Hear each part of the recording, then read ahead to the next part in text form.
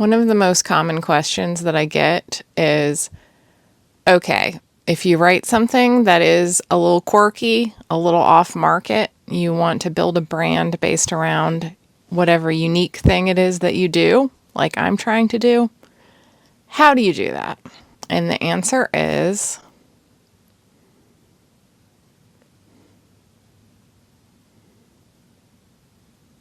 check back in a few years.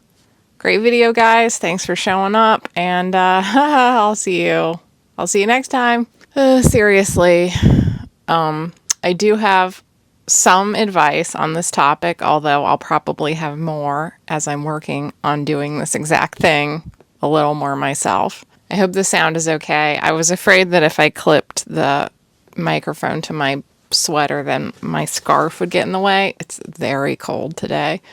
I turned on the room heater a little while ago to warm up the room, but there is just this brutal wind blowing, and you can just feel it just kind of penetrating the windows. Okay, so you have a book or maybe a whole series of books that is not an easy sell. It is off market. What do you do besides having a chocolate? Because I'm sorry, this is a painful circumstance.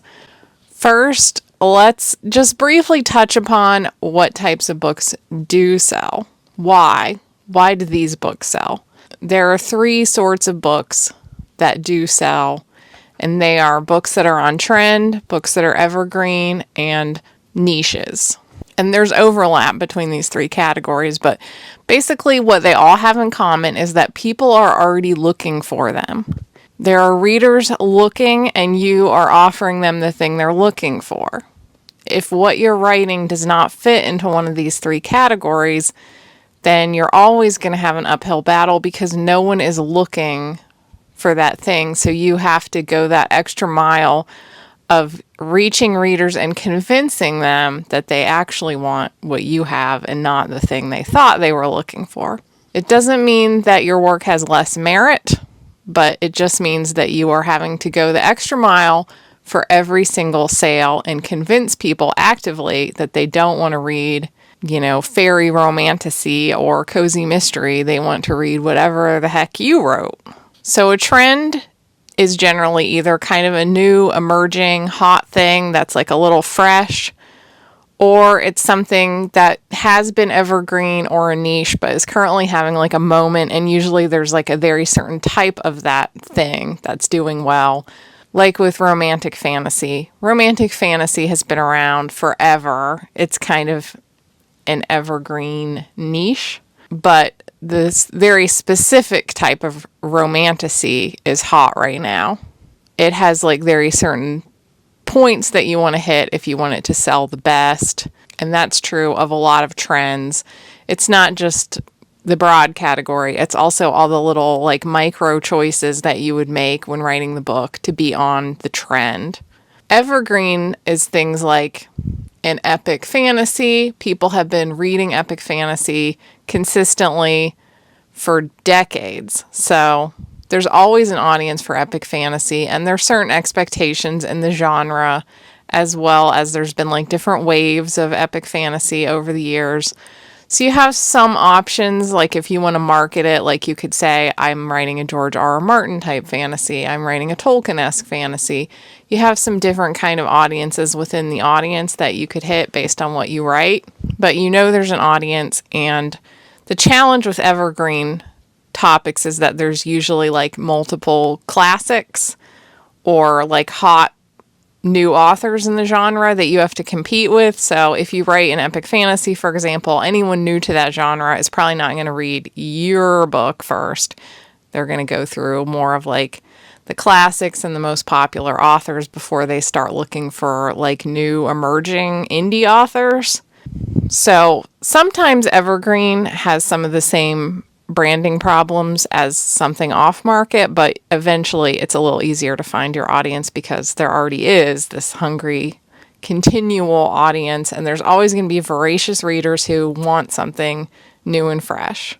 And then you have your niche. They may have started out as more of a trend at first, but now they've established themselves and They're no longer as hot and fresh, but there's a continual audience for them that's always looking for this thing.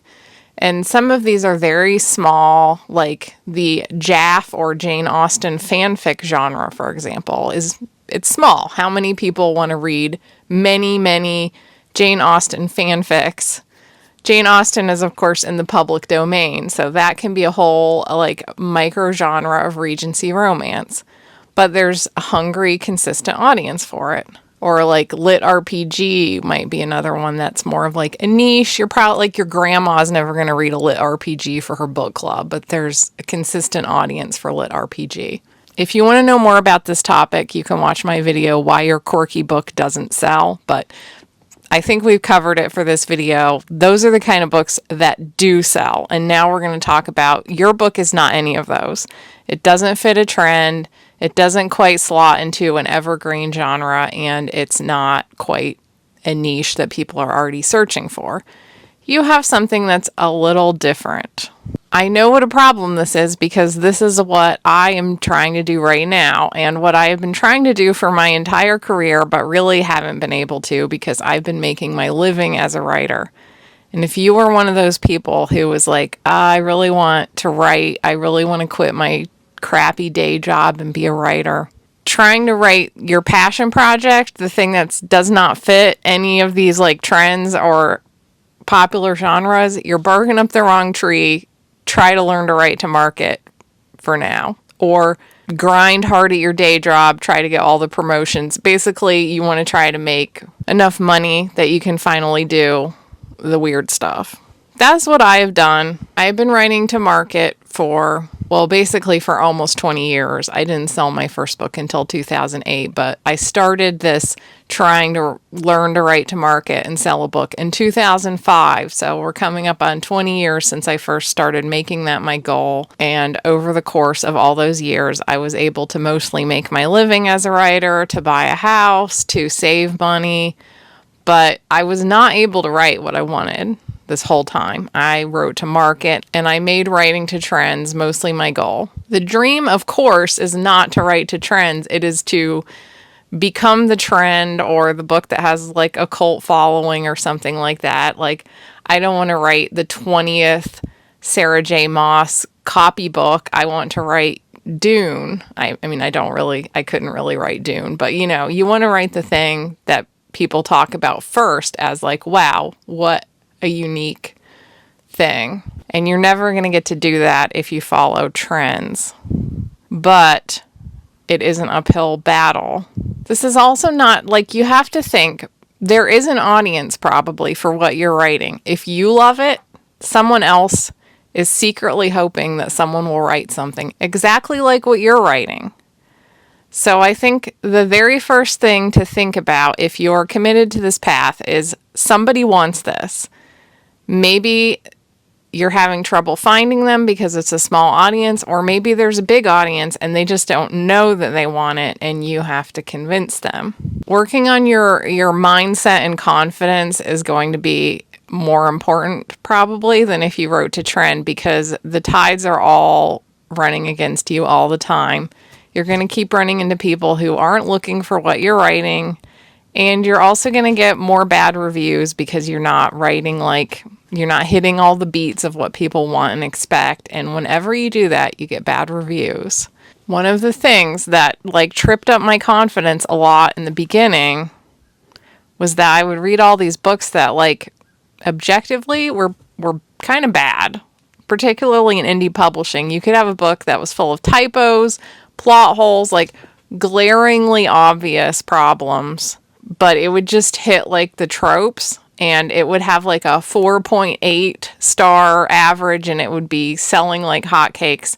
And I would have poured so much into what I was writing, and it gets a 3.7, and nobody's buying it anyway. And the people who do buy it don't even like it. And it's frustrating because I'd feel like, I know my book is better than this piece of garbage, but everybody loves it and they hate mine. It can really send you into a funk. So over time, I learned that often people review things based more on whether they satisfied the tropes, or push their reader buttons more so than if it was actually good. Not everybody. There is a category of readers who is really looking for like unique quality. That might be the kind of reader that you are searching for. But that also brings me to getting your writing craft down solid is going to be more important for you if you're writing something unusual, because if you do find that reader who is looking for what you do, you don't want to lose them because of really amateurish writing mistakes. You want to take the time to put the time in to really improve your work.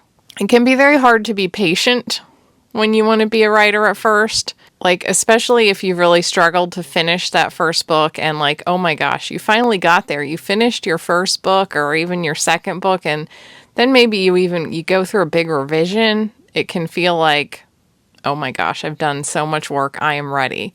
Maybe you are, maybe you aren't. It's really hard to discern sometimes when you're new to it, where you are in the spectrum of quality. There's no easy answer for that, but like, I had to sell my books traditionally because indie publishing was like barely an option in the mid 2000s. So by the time I'd gotten an agent and sold a book to a publisher and then done that again, my agent sold another book to a different publisher. Those were things that really built my confidence that like, okay, whatever happens here, I know that I can at least write. Maybe readers hate it, but like, I do know how to write technically. But if you're just going straight to indie, it can be a little hard to tell if your writing is up to par. I don't have an easy answer for that, but one thing that is a very good sign is if you give it to like early readers, critique partners, and they actually like really ask you like for more. Like, they really want to know what happens. If you start getting that kind of response, that is a good sign. Okay, so don't slump on the craft. Trendy books can slump on the craft. You cannot. Not that I'm saying anybody should slump on the craft. This is where I always get like annoyed comments. You're part of the problem. The world is full of crap. Yeah, I agree with you. I'm just giving it to you straight that if you write a trendy book, people will read it even if it's mediocre. That is just the truth. But don't mistake your writing is bad and I just don't like whatever unusual choice you made, because those are different things. So if you're writing something unusual, you are the person who's trying to get those 1,000 true fans. You might have heard this concept of like building a brand based around finding 1,000 true fans. The idea is that if you can just make X dollars on 1,000 people, then you're making a living without like reaching a huge audience.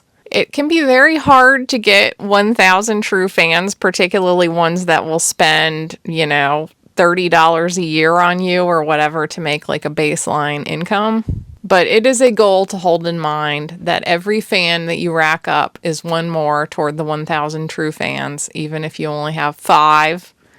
If you have 5, you can get 10. And if you have 10, you can get 20. Just try to think of it in baby steps. But the other thing is, as you're gaining the 1,000 true fans, you will also have various casual people along the way who might read your book and then they don't become true fans, but they are still contributing to your income along the way.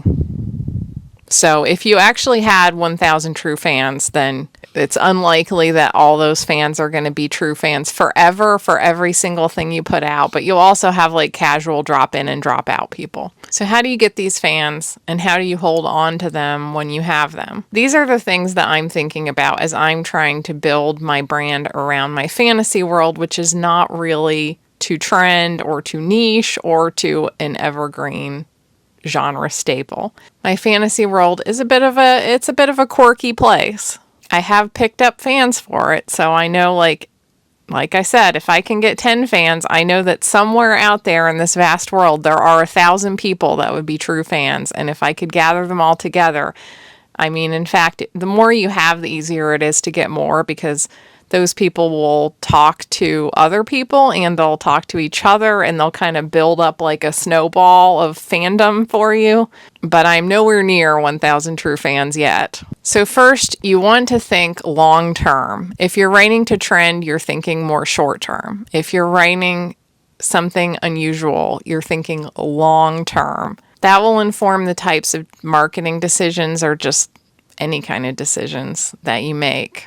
The way that I'm marketing my current books is extremely different from the way I marketed my on-trend books. With that, it was very much a like flash in the pan, like kind of an aggressive, very marketing approach where you just want to get the word out like, hey, you guys are into this trend. I have a book that fits the trend. You just want to like staple the internet socials with that information so that you'll get everybody to think that like your book is one of the books of the trend. That is like the dream, right? You want to have your book just like sell like hotcakes while the trend is around, and then you know it's going to taper off, but that's fine. You're going to move on to the next trend, etc. Well, I'm not thinking like that now. With every social media post or every marketing plan, I'm trying to more inform people that this is a rich fantasy world. I want to imply that this is something that you can sink into and that it's a little like you can convey that it's a little unique perhaps. If you can tie it to a trend, a niche, or an evergreen genre in some way, that definitely helps. So whenever possible, I've tried to kind of market my books based on what's actually selling. But that's with the awareness that I'm not really quite hitting those trends correctly. So I'm going to lose some people based on that. I might also gain some people who are like, wow, this is really cool and unique. And those are the only people that I'm going to care about. If they already liked the book, then I want to cherish those fans. Like you're cultivating more of a fan relationship in this case. Like this is where you might have, more like fun little background stuff on your social media. You might start a Patreon for like your extras. You want your content to feel very authentic and enthusiastic. Don't be afraid to convey your personal excitement about what you're doing, but you also don't want to sound desperate. You know how when you're like really hungry for a romantic relationship or friends or something, it never happens, but as soon as you're really busy, you'll just like meet a cool friend and they want to hang out with you suddenly and you're like, "Oh, I'm really busy this month, but like cool. Check back in 2 months." It's kind of similar with marketing. I think you don't want to come across as like, please buy my book. It's so good. I worked so hard on it. Please. You want it to come across just like, I'm so excited. And this is something that, people want to be a part of, like your enthusiasm. Any chance you have to offer like extra benefits, make your fans that you do have feel special. That's always good. If you can manage, and I don't know that I've necessarily done this, but if you can manage to convey the feeling that they're kind of in a little secret club, that they're like the cool kids, they're not into like the popular stuff, they're into your cool niche thing, then that is a much better feeling than like, you want to be a fan of my like super unpopular weird ass thing. As far as just like the practical nuts and bolts of marketing, you want to hang out in the appropriate spaces where your potential readers might be.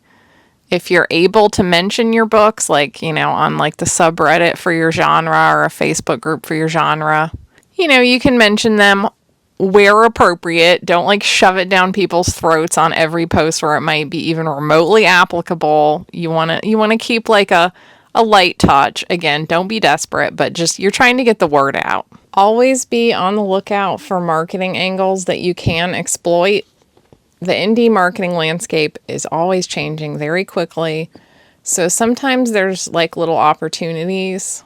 Like maybe there is a new trend that kind of fits with what you're doing, or maybe there's kind of like a new marketing channel that's kind of hot right now. You might be able to be an early adopter. If you are the sort of person who likes marketing enough to pay attention to these things, then definitely try to be a little aggressive if possible. And look for like free opportunities. You really want to cultivate those because paid ads do not work very well if you have something unusual. So you really want to work more on cultivating a social media audience that feels authentic and consistent. And I would do a mailing list and do like mailing list swaps with other authors that are sort of in alignment with you if possible. I've gone into like general marketing strategy a little bit in other videos, but my advice is always to just pick one or two social media platforms that you like the best. If you hate them all, just pick the one you hate the least and just try to focus on one or two because they all have a large audience. They don't all have the same audience, but they all have plenty of people. Hi, Betsy Head. Hi, Betsy Head. You don't need to be everywhere. Without a doubt, though, TikTok is currently, if it hasn't been banned in the months following me making this video, TikTok is still the best one for selling books of all types. And I don't like TikTok. I don't understand TikTok, but I can't argue with the fact that it is the one people have had the most success with. However, people have success with so many different types of marketing. Find trial and error. Find what works for you. I'm a good example of this. I have been struggling for years to find a way to be comfortable with marketing. And the one thing that I knew about myself is that I am much better at long form content. And I still miss LiveJournal, but that wasn't really a marketing platform. That was just how us millennials used to make friends before the internet sucked. I couldn't figure out how to really use Instagram or Twitter or TikTok in a way that made any sense. But I found myself on YouTube, and the good thing about YouTube is that you can do long form content here. You can tell a story on a YouTube video, and that just really suits me. And I've always liked public speaking. I'm a very anxious person, but one of the few things that doesn't make me anxious, that's like a common phobia, is public speaking. So I'm pretty comfortable with making videos. I mean, it's not always perfect. There are definitely days where I'm like, I hate my face, but it suits me better than any of the other ones. But it took me YouTube's been around for so long. I made my very first YouTube video in like 2006 or something, but it didn't occur to me that I could use it on a long-term regular basis, especially not to talk about my books. So it has taken me this long to figure out where I should be hanging out. YouTube turned out to be the best place for me, but you should experiment. You might find that you're surprised at what ends up working for you. I also often hear that you guys struggle with like what to say on social media, how to mention your books, and how often. You're not alone. I struggle with this too. That's why I found YouTube to be easier, because you can just make like one big in-depth thing rather than trying to come up with like something to say every day that's like quick. But if you are drawn to like, maybe you like the photos on Instagram, for example, but you're not really sure what to actually say on there or how to mention your books, I do find that it helps to have a schedule and maybe try to hop onto some of like the little trending, like if there's like Teaser Tuesday or What I'm Reading Wednesday or, things like that, Throwback Thursday. That can kind of help give you some direction and help you to balance out what you're posting about. It's good to have like kind of plan a ratio so you're not just talking about your books, but it doesn't hurt to tie in your life to your books. You're out having a bagel and you could be like, my character so-and-so loves bagels, with a photo of a bagel. Like, have fun, try and relax. I know it's like, it sucks. This is not an easy answers kind of video. Also, covers and presentation still matter even if you're writing something off market. It might be a little trickier to figure out exactly what kind of cover and presentation you want to give your book when it doesn't quite fit in with anything else. But you just don't want it to look really amateurish. You don't want it to scream self-published or someone who is not a designer designed this.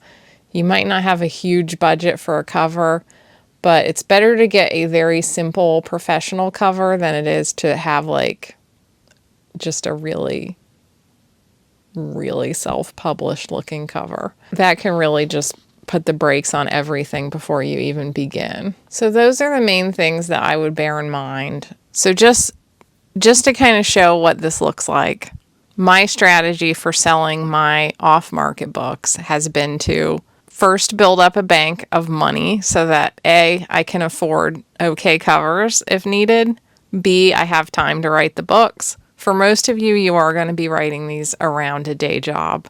So it's not going to be fast. You're not going to be doing rapid release. That's okay. I mean, for that matter, I only got one book out last year because I was focusing more on the YouTube channel than the books themselves.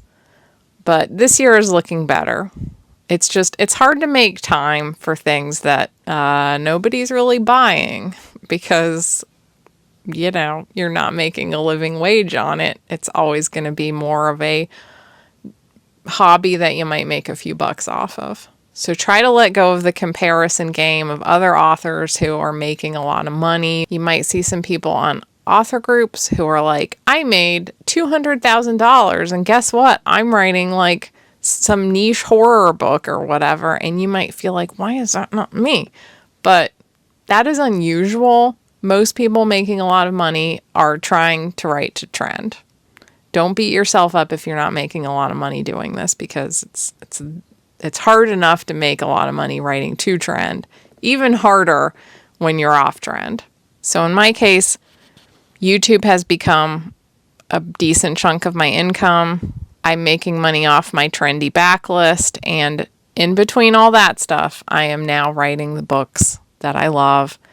YouTube is my main marketing channel, but as the series gets a little deeper, I do have plans to talk about it more regularly. I would really like to do more artwork based around it. I would love to do more like bonus content, stuff like that. But one of the big things that I've just shifted is my mindset toward these books, because for the longest time, I came at it in a very anxious and desperate place that I wanted to write them so badly, but I just would tell myself they're not going to sell, they're not popular. I would just kind of kill the whole thing mentally before I even did anything. And then when I tried to sell them, it came across very much like, oh, I've been working on this fantasy world for so long. Like, please try it. And now I've shifted my whole mindset towards selling these books. Now when I wake up in the morning, the main thing I'm thinking is, what kind of YouTube video can I make that will benefit the people watching it and hopefully inspire you guys, that will build trust in me as someone who has had experience, someone who's willing to be vulnerable with you. But I also have a lot more confidence in myself now, in all the skills that I built up and my ability to tell the story, and that I'm just going to put it out there, and I'm not going to worry too much about who reads it or how many people read it. I know it's had fans in the past, so I'm not going to think too deeply about whether I have 5 fans, 10 fans, or 100 fans. I'm just going to trust that if I stay the course with it, I'm going to get to those 1,000 fans, and that over time, my presence here will start to incorporate a little more of these books of my heart. But because they're a little bit unusual, I'm thinking about this as a long game, that some of you are never going to read them because you're just not interested, and that's fine. You're not here for that, and I'm cool with that. And those of you who are going to be fans of my books, I'm willing to court you in a very slow way. First, I'm just going to smile at you at the country dance, and we're not even going on a carriage ride for another year. Like, that's how I'm thinking about it. It's a slow courtship of enticing you to read my books, and some of you got on it right away. That's awesome. I love that. But there will be other readers in good time. And I just think mentally that's the best way to approach it, is just to accept that it's going to take time, and a lot of people are not going to get it. That's okay. The only way that any of us are going to create something really special is if we try to create something that means something to us and we fall flat on our face. Some of us, we are willing to fall flat on our face. That's just kind of the nature of art, and it's something that I have learned to embrace with time and maturity and experience. If any of you are trying to sell books that you know don't really fit in with the market very well, I would love to know how you're approaching finding your fans, both on a practical marketing level and a mindset level. If you have any questions for me for future videos, let me know. I get a lot of my video ideas from you guys asking these questions. And if you want more from me, I have a Patreon and a Substack. Same content on both that gets you access to my Discord server and 2 bonus videos every month. If you just want the bonus videos, I also have YouTube memberships enabled. And if you do want to read some of my books, there's a link in the description. Thank you so much for watching, and I'll see you next time. Bye!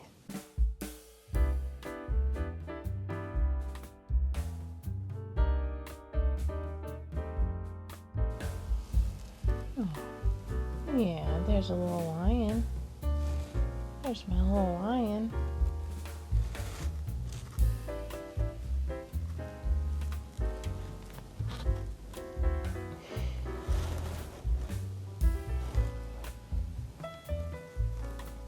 Such a roly-poly.